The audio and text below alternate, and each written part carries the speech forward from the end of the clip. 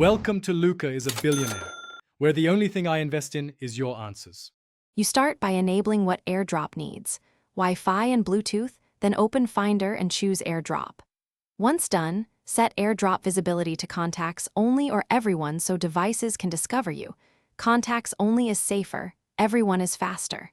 Make sure you're signed into iCloud and the Mac shows a clear name so recipients recognize you.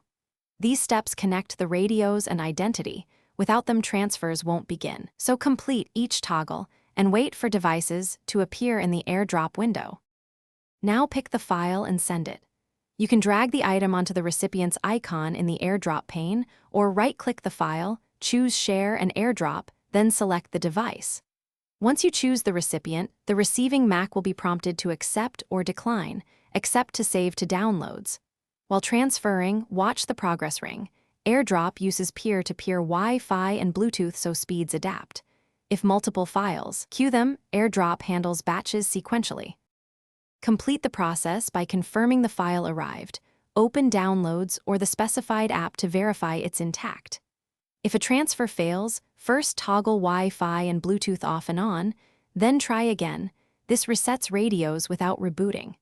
If the other Mac doesn't appear, temporarily set AirDrop to everyone to rule out contacts issues, then switch back when done. These quick fixes solve most connection problems because AirDrop depends on discovery and a stable peer to Thanks for watching and please subscribe. It's the best investment you'll ever make.